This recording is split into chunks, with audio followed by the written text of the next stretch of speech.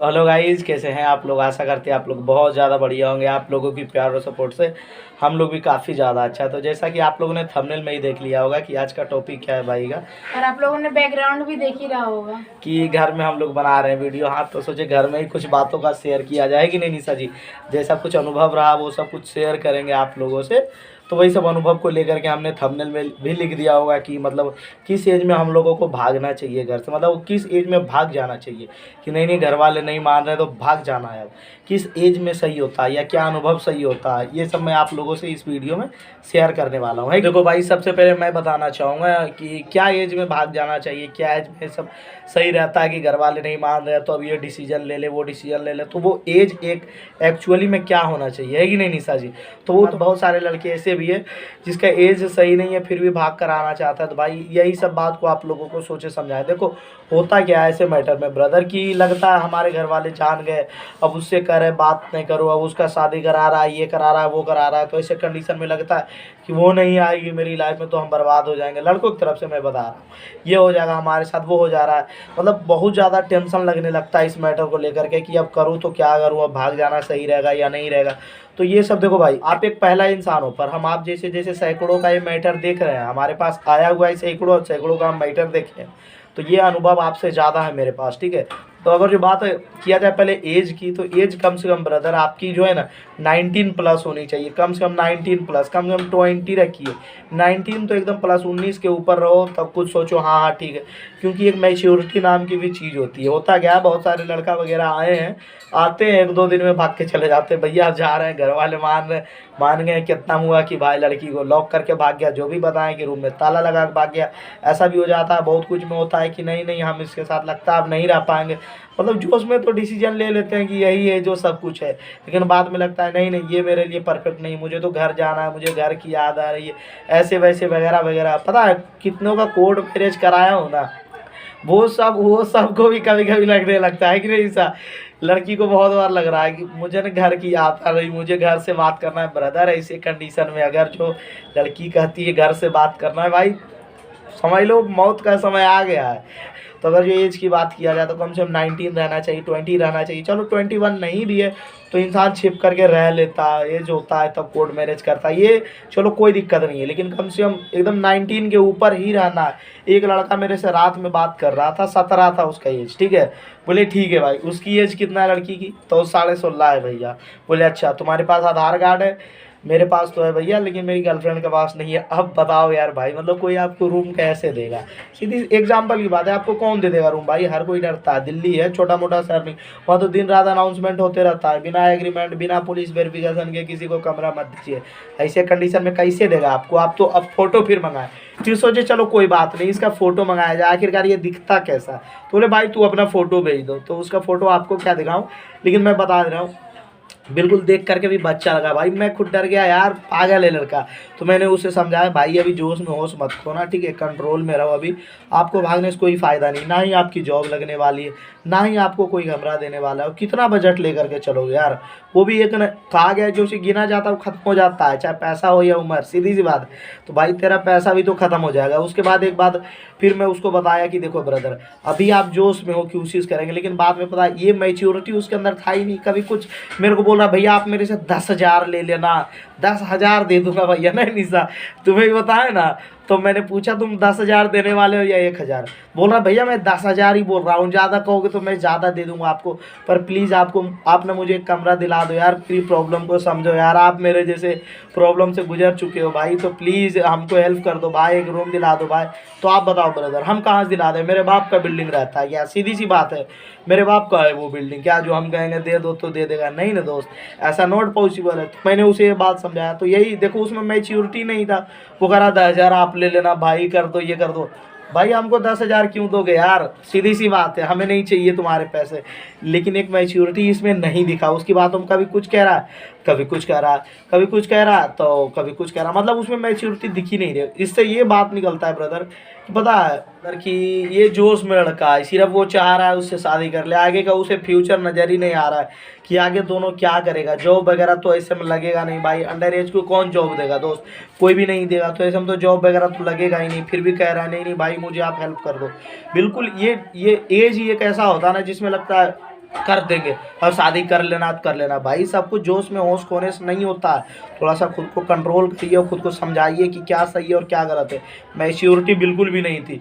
19 के अंदर जितना भी लड़का आता है किसी के अंदर मैंने मैच्योरिटी नहीं देखा है। 19 प्लस तो रहता है, थोड़ा बहुत तो दिखता है कि हाँ लड़का समझदार है, वो अपनी फ्यूचर को देख पा रहा है कि आगे क्या हो सकता है मेरे साथ, क्या नहीं हो सकता है। वो लड़का आता महीना दिन रहता, फिर उसको घर का याद सताने लगता। भाई कितना दिन रहोगे, बच्चा था वो। अभी बताओ, हमको खुद लगता था भाई घर से कांटेक्ट करूं, पर नहीं किया मैंने। मैच्योरिटी को अपना काम रखा, नहीं भाई हमारे लिए ही प्रॉब्लम होगा, सीधी सी बात। अभी खुद को कंट्रोल रखे तब ना ऐसा पॉसिबल। के अंदर भी बहुत सारे इमोशनल होते हैं, इमोशन हो जाती है बातों को लेकर, अपनी फैमिली के बारे में सोचकर। जब वो रिलेशनशिप में रहती है, अपने घर पे रहती है, तो उतना प्रभाव नहीं पड़ता है। जब वो घर से भाग जाती है तो उसके बाद 2-3 महीने बाद वो अपने घर को लेकर बहुत ज़्यादा इमोशनल हो जाती है। सोचती है कि कभी कभी उसके मन में ख्याल भी आ जाता है कि कहीं पता नहीं आगे हमारा भविष्य क्या होगा, हमारे पेरेंट्स हमारे साथ नहीं है, पता नहीं कब तक हमारे पेरेंट्स हमसे दूर रहेंगे, हम उनसे कब मिलेंगे, कब बात करेंगे। ऐसी उत्सुकता होती ही होती है, ज़रूर होती है। तो बाकी लड़की लोग भी बहुत ज़्यादा इमोशनल तो होती ही होती है और बहुत ज़्यादा घबराती भी है इस चीज़ को लेकर कि मेरे भविष्य का क्या हो रहा है। एक तो होता है कि जल्दबाजी में वो डिसीज़न ले लेते हैं और जल्दबाजी के कारण वो अपना फ्यूचर ख़राब कर लेते हैं। तो लड़कियों में मैच्योरिटी की बहुत कमी होती है। वो मैच्योरिटी 21 होनी चाहिए लड़की की। मैं तो यही बोलूँगी, लड़के तो पहले होशियार हो जाते हैं, लेकिन लड़की को होशियार होने में टाइम लगता है, बहुत ज़्यादा वक्त लग जाता है। उनमें मैच्योरिटी कम से कम 20 से प्लस के बाद ही आती मैच्योरिटी कि हमारे लिए कौन सा डिसीजन सही है, क्या सही क्या गलत है, उन पे उन्हें विचार करना चाहिए। भले ही उनका जो रिलेशनशिप चल रहा है उन लोग दोनों के बीच में कम से कम 2 या 3 साल का तो ज़रूर होना चाहिए, क्योंकि जो बॉन्ड है उन लोगों को एक दूसरे को समझना चाहिए, एक दूसरे की फीलिंग्स, केयरिंग, अंडरस्टैंडिंग दोनों में बहुत ज़्यादा होना चाहिए। और बिलीव तो उसकी तो बात ही मत करो, क्योंकि कहते हैं ना कि विश्वास पे ही दुनिया कायम है, तो विश्वास पे ही हर रिश्ता कायम होता है। तो दोनों के बीच कायम मतलब विश्वास ज़रूरी होता है। हाँ। और क्या मैं बोलूँ, बाकी लड़की लोग समझो और तो अच्छे निशा से ने, डिसीजन लो। हाँ निशा ने शॉर्ट बातों में ही बहुत कुछ समझा दिया कि कम से कम आपकी एज 20 होनी चाहिए लड़की को। मेरे समझ से 19 भी रहा तो चला, लेकिन 18 नहीं ठीक है। अब आपकी मर्जी, 18 में है कि नहीं, थोड़ा लगता है उतना भी मैच्योरिटी नहीं रहता। निशा बोलिए 20, ऐसे 19 हो तो ठीक है, कम से कम 19 रखिए, ठीक है। 18 प्लस है तब आप कोर्ट मैरिज कर सकते हैं, लेकिन इसको कब डेवलप करोगे, ये भी डेवलप चाहिए ना, आपके अंदर मैच्योरिटी चाहिए, सब कुछ सेंस चाहिए। तो कम से कम एज का भी ध्यान रखिए, 19 आपका भी होना चाहिए, कम से कम 18 कम से कम प्लस ही रहे। चलो 19 नहीं भी है तो एक चीज़ होता है कि लड़का को कोई प्रॉब्लम नहीं आएगा अगर जो आप 18 प्लस हो तो, लेकिन अगर जो अंडर 18 हो तो थोड़ा सा ये सब जोश में होश मत खोइए। अगर आप भागना चाहते हो तो आप दिल से नहीं, थोड़ा दिमाग से भी सोचा करो। हाँ जी, सिर्फ दिल पे मत जाइए। हाँ, आप फ्यूचर नहीं देख पाओगे, फिर दिल के जाओगे, ऐसा होगा वैसा होगा, ऐसा कुछ नहीं होगा अगर जो आप लोग मेहनत नहीं करोगे। हाँ, लड़कों को भी समझा रहा हूँ। अगर आप लव मैरिज कर रहे हो तो आप ये इतना जान लो कि जो भी करना है आप लोग दोनों को ही करना है, और उसमें दिमाग की ज़रूरत होती है। हाँ दिल भाई। बहुत फिर उसमें कम मायने रखता है, ज़्यादा दिमाग मायने रखता है हर चीज़, क्योंकि दिमाग से सोचना पड़ता है कि हमें क्या करना है क्या नहीं करना है, क्योंकि आपका आगे पीछे कोई नहीं है आपको देखने वाला, आप दोनों के एक दूसरे के अलावे। हाँ जी, तो ये जब भी ये डिसीजन लो सोच समझ करके कि क्या सही है क्या गलत।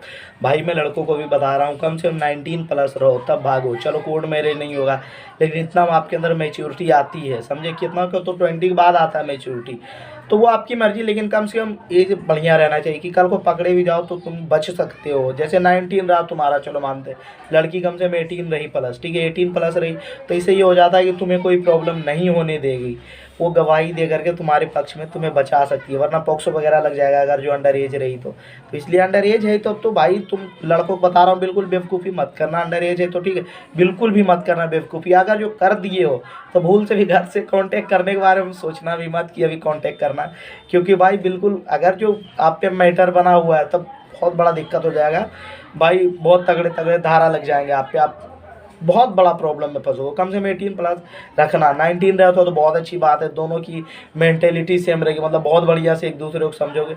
और लड़की लोग को मैं यही बोलना चाहूँगी अपने जैसा कि मेरे शादी के 1.5 साल हो गया है, तो मैं उस एक्सपीरियंस के अनुसार कहना चाहूँगी कि आप जो भी डिसीज़न लेना बहुत ही सोच समझ कर लेना और बहुत अच्छे तरीके से लेना, कि आगे चल के आपको कोई प्रॉब्लम ना हो। भले ही हम मानते हैं कि ज़िंदगी में प्रॉब्लम्स तो आती ही आती है, लेकिन एक होता है ना कि लोग क्या कहेंगे, इसकी वजह से आप अपने जो सोच रहे हो उसको मत बदलना। अगर आपका प्यार सच्चा है, मतलब आपका प्यार सच्चा है और आपको जो प्यार कर रहा है वो इंसान सच्चा है, तो उसके मन में आपके प्रति कोई खोट नहीं है। मतलब ये होता है ना कि आपको 2 साल आपको इस्तेमाल किया, शादी करने के बाद आपको फिर डाइवोर्स दे दे या फिर लड़ाई झगड़ा कर दे इस टाइप से, तो पहले हाँ, इसलिए थोड़ा आप 2-3 झगड़ालू साल स्वभाव का है तो थोड़ा सा ये भी देखिए, है कि नहीं। हाँ हाँ, इसलिए आप दोनों पहले अपने रिश्ते को मजबूत करना और एक दूसरे को बहुत अच्छे तरीके से समझना कि वो कितने हद तक हमें हाँ सह सकता है और कितने हद तक हम उसे कंट्रोल में कर सकते हैं और कितने हद तक हम सह सकते हैं कितने तकलीफों को। और कम से कम अगर जो बात किया जाए रिलेशनशिप की टाइमिंग की, तो कम से कम 1 ईयर ओल्ड रखना है। कम से कम साल भर भी नहीं रखोगे यार तो जानोगे क्या एक दूसरे को। महीना 2 महीना में क्या जान लेता है। बहुत मेरे को भी मैसेज करता है कि नहीं भैया 1 महीना से बात कर रहा हूँ ऐसा वैसा। नहीं भाई, तो पहले जान लो उसको, ठीक है, बढ़िया से। सब कुछ मैं बता दिया हूँ अब। और कुछ छूट गया होगा तो कमेंट कर देना, उस बात पे भी वीडियो बना देंगे, थोड़ा सा उसको भी एक्सप्लेन कर देंगे, है कि नहीं निशा। तो उम्मीद करता हूँ वीडियो बहुत ज़्यादा अच्छा लगा होगा तो लाइक शेयर एंड कमेंट जरूर करना। शेयर करो या ना करो, कमेंट कर देना, लाइक कर देना और शेयर सब्सक्राइब मत जरूर करना, करना। सब्सक्राइब जरूर करना, कमेंट भी कर देना, हाँ लाइक भी कर हाँ, देना। सब्सक्राइब लेकिन जरूर करना भाई। मिलता हूँ नेक्स्ट व्लॉग में, तब तक के लिए जय हिंद दोस्तों, बाय।